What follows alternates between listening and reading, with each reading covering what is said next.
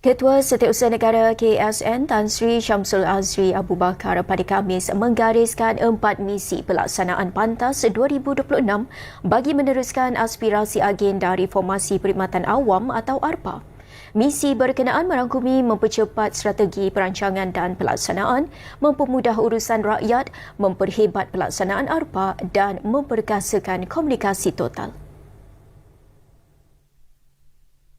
Berpaksikan mandat inilah tema mempercepat pelaksanaan, memperhebat reformasi dipilih sebagai kerangka hala tuju dan tindakan perkhidmatan awam bagi tahun 2026.